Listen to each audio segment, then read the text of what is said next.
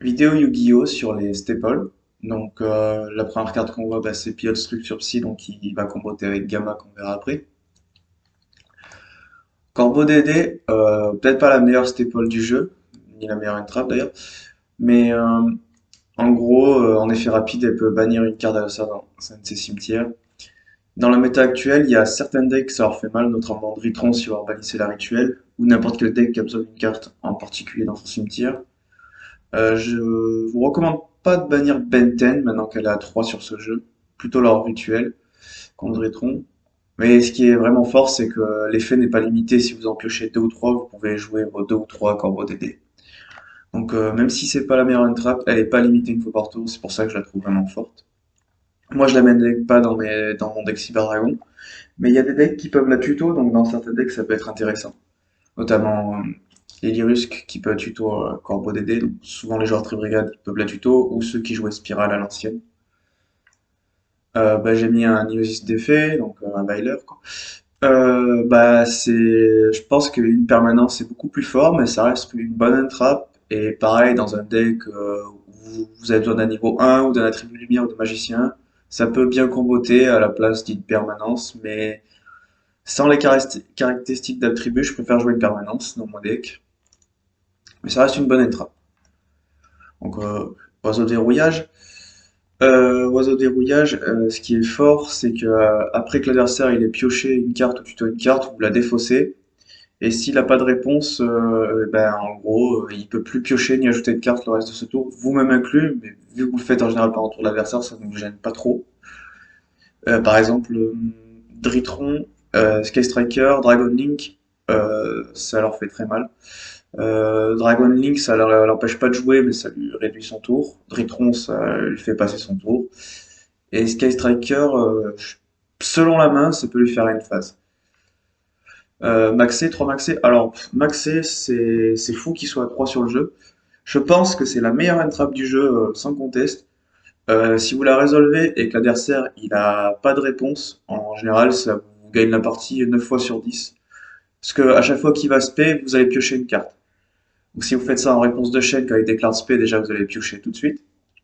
Et surtout, si vous jouez d'autres entraps dans votre deck, vous allez piocher vos entraps au fur et à mesure qu'ils spé si vous tentez de vos OTK et vous allez l'empêcher de jouer. Moi-même qui joue Cyber Dragon, j'ai testé 3 fois de passer un Maxé Challenge. Et le problème, c'est que même si j'avais la main d'OTK, bah, l'adversaire il piochait des trappes, du coup à chaque fois il ralentissait mes combos et je n'ai pas pu OTK et du coup perdre la partie. Donc Maxé est vraiment très fort. D'ailleurs, la plupart des joueurs en rang platine, ils essaient de garder leur H pour contrer Maxé, parce que H contre Maxé. Gamma, alors Gamma, je l'ai quand même mis dans l'entrap, même si à 2 j'ai testé, je trouve ça pas terrible. Alors je sais pas si c'est moi qui ai pas eu de chance, mais du coup il combote avec le pilote, la première carte que j'ai montré de cet extrait. Euh, Ce qu'il y a de vraiment bien avec Gamma, c'est qu'il negate et détruit et vous permet du coup de spé 2 monstres sur le terrain qui sont bannis en end phase, mais en fait, parce que ça bannit le pilote depuis la main, deck ou cimetière, donc de partout sauf zone bannie. Et en fait, par exemple, si moi qui jouais un deck OTK, je joue 3 gammas en TCG, et ce qu'il y a, c'est souvent je me prends une end trap avant d'avoir un monstre sur le terrain quand c'est mon tour. Du coup, ce qui est bien, c'est que du coup, je fais gamma, du coup, je negate un move de l'adversaire, et en plus, je peux faire un petit frame au Vega, ou une Link 2 avec. Mais ce qui est vraiment fort, c'est de pouvoir negate et détruire. La seule condition, c'est de contrôler aucun monstre sur le terrain, et en plus, il faut un pilote dans la main ou deck ou cimetière. Et à noter que si vous avez Gamma en main, selon votre match-up, faites attention que votre adversaire ait bien un monstre sur le terrain quand vous faites Gamma, parce qu'il peut répondre Gamma par Gamma. Donc attention à ça. Et on peut répondre par H aussi. Ghost Ogre, euh, j'en joue, euh, j'en joue pas, mais je sais que c'est une entrap qui est très forte dans n'importe quel deck. Enfin, elle est plus situationnelle, mais elle reste très forte. En gros, quand une carte qui est déjà sur le terrain déclare son effet, donc quand une carte qui est déjà sur le terrain active son effet, pas l'invocation, donc une magie continue, une magie de terrain qui active son effet après activation, ou un monstre qui active son effet après invocation, vous pouvez la chaîner et ça détruit la carte qui active l'effet. Ça n'annule pas, ça détruit juste.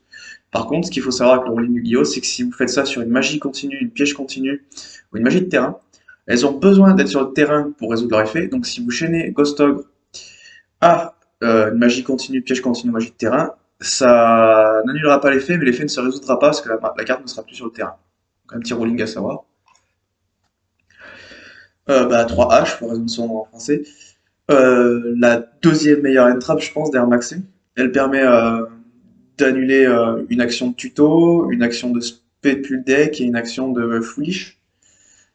Du coup, comme je l'ai dit, en platine, les gens ils essaient de les garder pour contrer Maxé, mais ça peut être très bien de contrer autre chose avec ça. C'est une carte très forte. Elle est limitée une fois par tour. Ce qui est vraiment fort, c'est qu'elle dit de se défausser dans son effet. Donc si votre adversaire il vous empêche d'envoyer des cartes au cimetière, bah, vous pouvez quand même la défausser, alors que la plupart des entraps ne peuvent pas s'activer parce qu'elles demandent bien d'aller au cimetière. Si votre adversaire il vous bloque le cimetière. Donc très fort. J'ai mis Ghost Bell, donc beauté fantôme et manoir hanté. Ce qu'il y a, c'est que Ghost Bell est limité une fois par tour.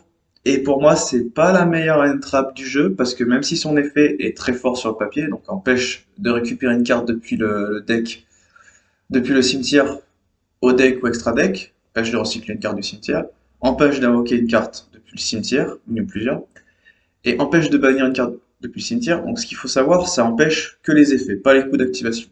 Ça annule que des effets. Et ce qu'il y a, c'est qu'elle est limitée une fois par tour. Et c'est très situationnel.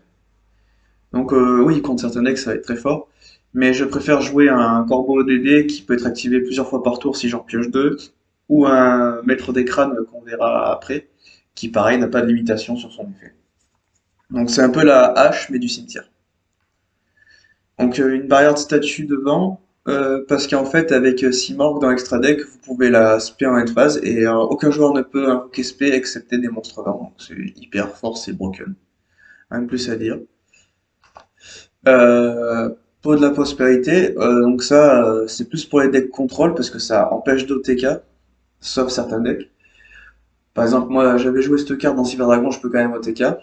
Mais en gros, après que vous résolvez cette carte, vous faites que moitié de dommages à votre adversaire. Et son coût d'activation, c'est de bannir 3 ou 6 cartes de son extra deck face verso. C'est nous qui les choisissons, c'est là où c'est bien. Et en excavate, donc en excavate, on révèle le même nombre de cartes depuis le dessus de son deck, et on choisit une ajoutée à sa main, et du coup on remet les autres dans le deck. Et ce qu'il faut faire attention, c'est qu'on peut pas piocher autrement par effet de carte le tour où on active cette carte, et c'est bien activation.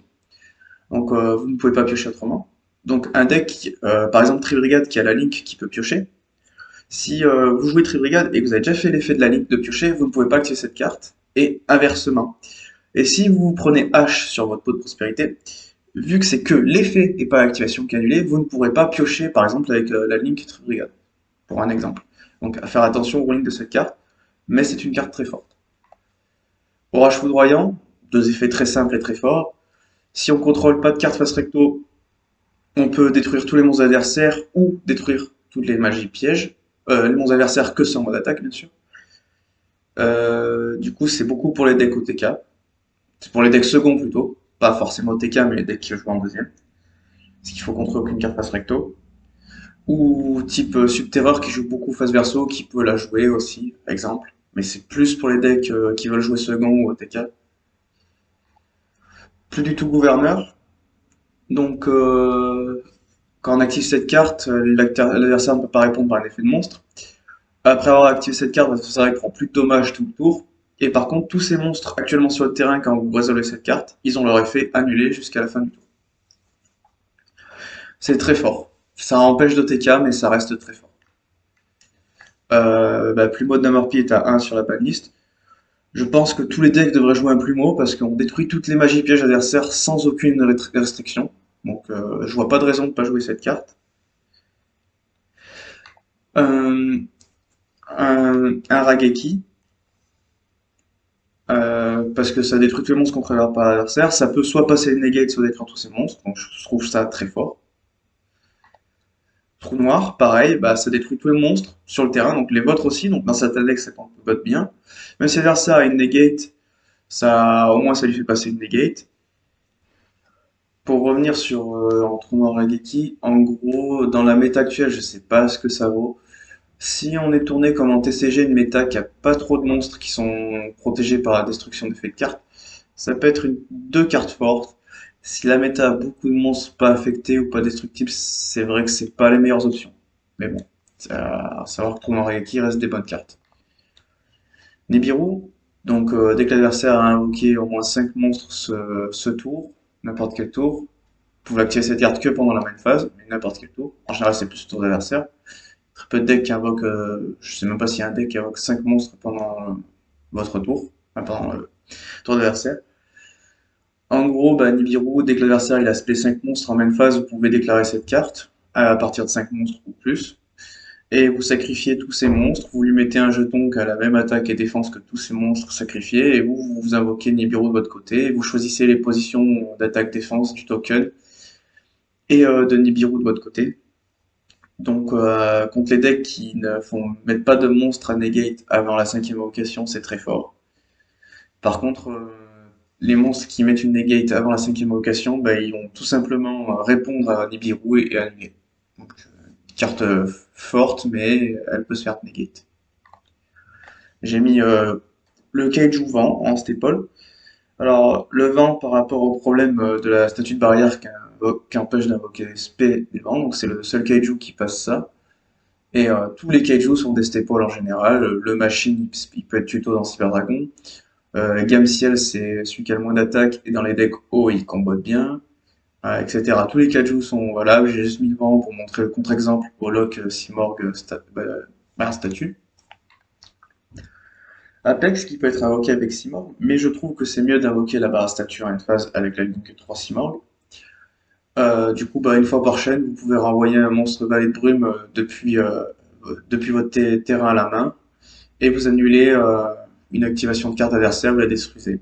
Donc c'est une Omni Negate, et le coup c'est juste de renvoyer une carte valet de brume, donc en général vous renvoyez lui-même, parce que vous n'avez pas d'autres cartes en général avec ce combo. C'est pour ça que je trouve que barre statue est plus fort, parce qu'elle empêche l'adversaire de spé des monstres, excepté 20.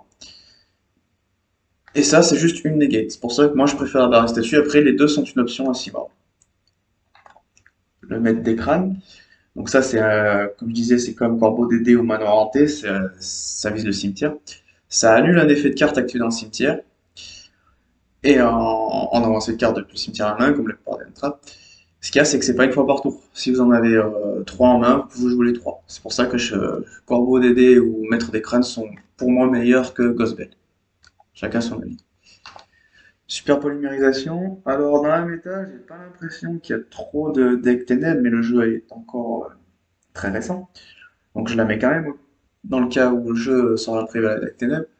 Et ça reste une bonne carte. Donc, super polymérisation qui combat bien avec l'Anaconda vert ou Star Venom et Bout Dragon des Marais. Donc, en gros, l'adversaire ne peut pas répondre à cette carte et vous faites une fusion avec tous les monstres sur le terrain, monstres adverses et les vôtres. Donc, contre les decks ténèbres, c'est très fort par exemple. J'ai mis Tourbillon JO, même si je pense que Orage Foudroyant et Plumeau sont bien meilleurs.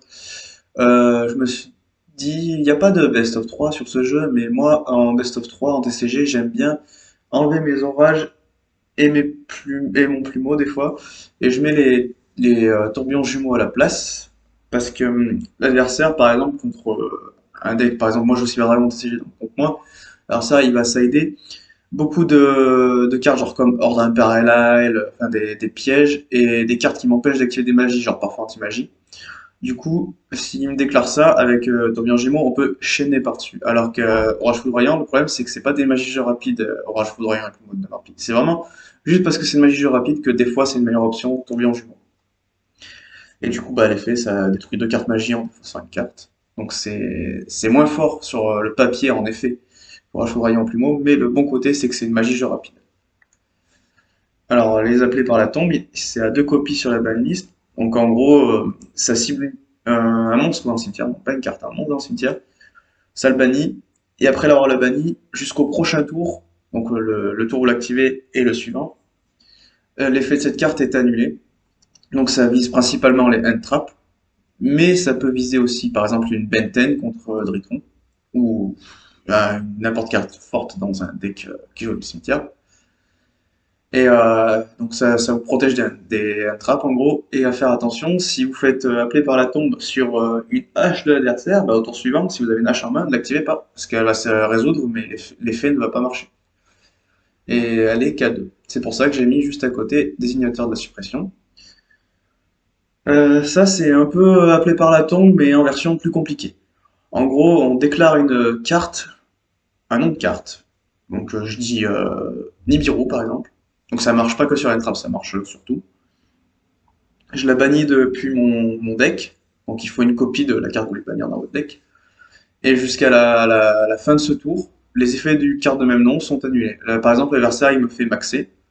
Je chaîne des de suppression, je bannis un maxé depuis mon deck, et bah jusqu'à la fin de ce tour, mais maxé se résout, mais l'effet ne marche pas.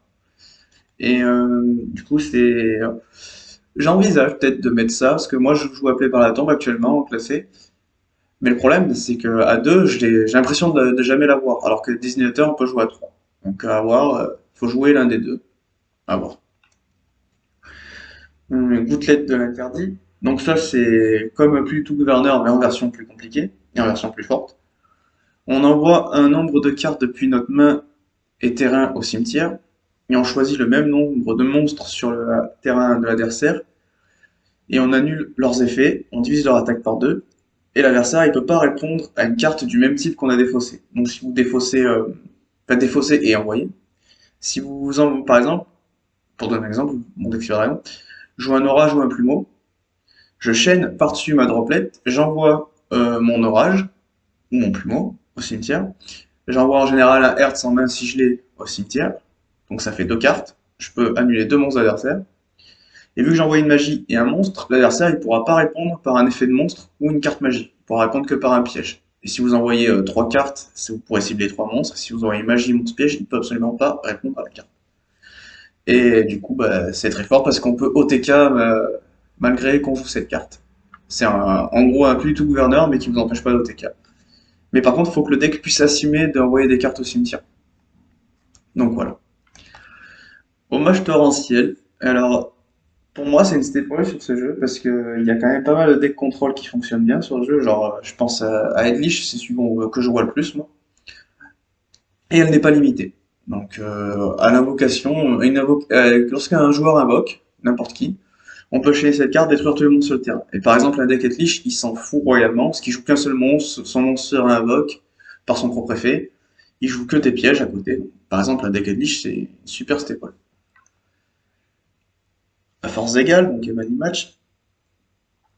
À la fin de la battle phase, si on n'a pas de carte en main, on peut l'activer et bannir face verso jusqu'à ce que l'adversaire contrôle le même nombre de cartes. Donc exemple, vous jouez deuxième, l'adversaire a un terrain, vous déclarez battle phase, vous déclarez fin de battle phase, vous activez cette carte depuis votre main et du coup, bah, l'adversaire, si il n'a pas de réponse pour negate ou annuler cette carte, en gros, et ben il va bannir tout son terrain sauf une carte. Donc c'est très très fort. Infinite Impermanence, donc si on n'a pas de carte sur le terrain, on peut l'activer depuis la main. Et donc son effet c'est d'annuler un effet de monstre qu'on cible. Et si elle est jouée depuis le terrain, comme une piège normale, après sa résolution, les cartes dans la même colonne ont leurs effets annulés. Ça reste fort. Ordre impérial, bah, tous les decks contrôle, bah, je pense à Edwige parce que c'est celui qu'on voit le plus, que je vois le plus.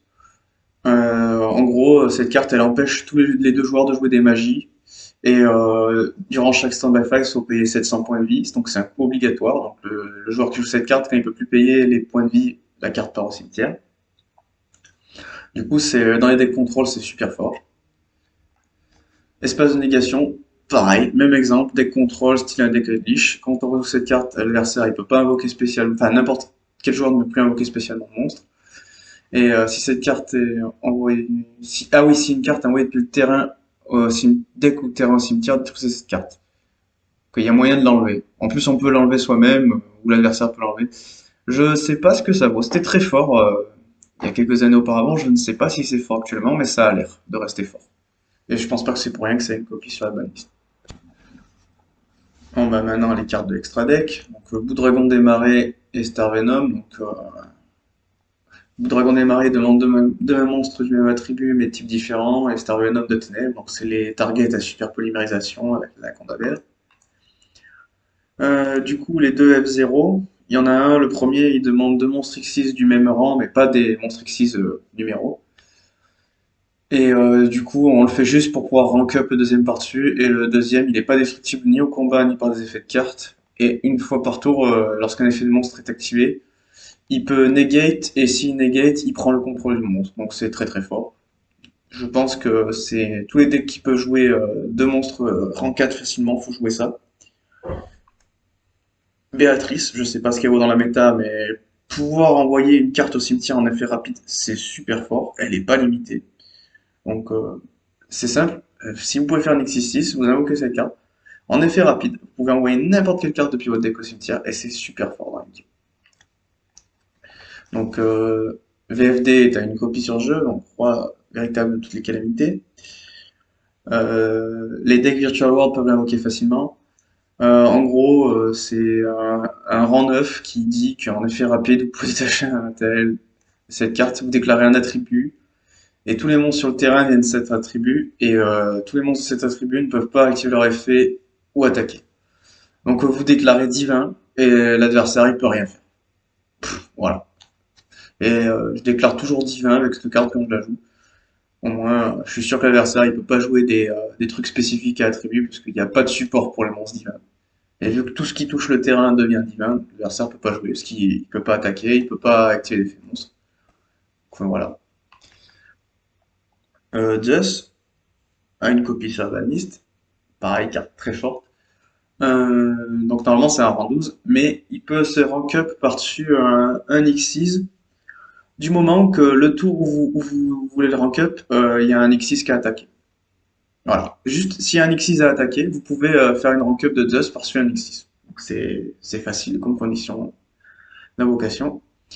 Et effet rapide, vous pouvez envoyer deux matériels X6 de cette carte, et toutes les autres cartes sur le cimetière sont envoyées, toutes les autres cartes sur le terrain sont envoyées au cimetière. Et il n'y a pas de limitation. Vous pouvez rechaîner, si l'adversaire répond à cette carte, vous pouvez rechaîner par-dessus l'effet. Tant que vous pouvez payer le coût d'envoyer deux matériels X6, vous pouvez activer l'effet autant que vous voulez. Si vous avez un Joss avec 6 matériels, vous pouvez déclarer 3 fois l'effet. Et l'effet d'envoyer toutes les autres cartes cimetière, c'est super fort. Une araignée lien. Bah, c'est une staple, si vous prenez Nibiru, vous faites une araignée lien avec le token, c'est juste pour vous débarrasser du token Nibiru, mais ça reste une très bonne staple du jeu. Alkifibrax, quand il est invoqué, il vous permet d'invoquer spécialement un synthétiseur de max niveau 3 depuis votre deck en position de défense. Mais il peut pas activer ses effets store, mais bon, en général, vous activez un synthétiseur qui a un effet dans le cimetière, ça passe la restriction. C'est très fort, c'est une copie. Il y a des combos super broken avec lui qui en une carte combo vous faites deux negates, c'est n'importe quoi. Alkifibrax, c'est trop fort. Voilà. Phoenix, Chevalier du Cauchemar, donc, ça c'est une staple très connue. Hein. En invocation, ou défausser une carte, vous pouvez péter une magie piège adversaire. Si elle est colliée, vous piochez une carte. Et à savoir que si elle est colliée, l'adversaire peut répondre par H, même si vous ne voulez pas déclarer l'effet de pioche. Donc elle est colliée, vous pouvez prendre H. Donc je recommande de faire l'effet pas collier. Du coup, après IP Masquerena, bah, une lien 2 qui demande deux monstres qui ne sont pas liens, qui a deux très bons effets. Donc une carte qui a été invoquée par lien en utilisant cette carte en matériel ne peut être détruite par des effets de carte. Très bon effet. Et pendant la main phase de l'adversaire, en effet rapide, vous pouvez invoquer par lien en utilisant cette carte comme matériel. Donc ça combat bien avec les chevaliers du cauchemar pour en effet rapide invoquer un phénix ou une licorne. Union carrière, donc en gros, vous pouvez équiper un monstre depuis votre deck en magie d'équipement sur un monstre posé sur le terrain. Il faut juste qu'il soit soit de même type, soit de même attribut. Il y a 1 milliard de combos avec cette carte. Enfin, j'exagère, mais il y a énormément de combos. Donc c'est très fort de pouvoir prendre un monstre de son deck et le mettre en magie d'équipement, parce qu'après si vous faites une link avec le monstre qu'il a en équipement, du coup elle va au cimetière, ça déclare l'effet de cimetière. Il y a aussi des locks avec le monstre Buster Blader pour empêcher l'adversaire d'appliquer la deck. Je ne sais pas s'il est banni sur ce jeu par exemple. Enfin voilà, il y a énormément de combos, c'est une très bonne carte. Anaconda vert Prédaplante. Donc, en coup d'activation, on paye 2000 points de vie, on envoie une fusion puis son deck au cimetière. La carte copie l'effet de la fusion. Donc ça marche bien avec Super Polymérisation ou Fusion en surcharge dans Cyber Dragon. Ou je crois la magie dans Dark Magician, je crois, qui est pas mal. Et en gros, une fois que vous avez payé le coup, l'adversaire va tenter de répondre. Il peut pas vous hache, par contre il peut vous imperm, il peut vous Veiler, il peut vous ghost, enfin non ghost talk, ça détruira juste la ligne. Il peut répondre. Ce qu'il y a, c'est que ça copie l'effet de la carte envoyée de la fusion envoyée au cimetière. C'est pour ça qu'il peut pas hache, parce que c'est un effet de monstre sur le terrain qui se résolve. Donc c'est super fort. C'est pour ça qu'il y a une copie sur banlist, c'est très fort. Du coup, Licorne, Chevalier du Cauchemar, c'est comme Phoenix, sauf que c'est n'importe quelle carte et ça la renvoie dans le deck, sinon c'est tous les mêmes effets. Et Simorg, pour les decks Tribrigade ou Harpie, enfin n'importe quel deck qui peut invoquer Simorg, ben, en une phase, vous invoquez ou la barre statue pour empêcher l'adversaire de spé des monstres excepté vent, ou vous invoquez Apex pour un Omni Negate. Et cette carte, elle est pas ciblable par les effets de carte, et les monstres BTL qui sont sous les flèches liées de cette carte, ben, pareil, ont la même protection. Donc voilà, c'était toutes les staples que je trouve fortes sur le jeu. Le jeu est très récent, donc il faudra peut-être adapter, mais là, c'est 30 staples du main deck et 15 de l'extra deck que je trouve très fortes.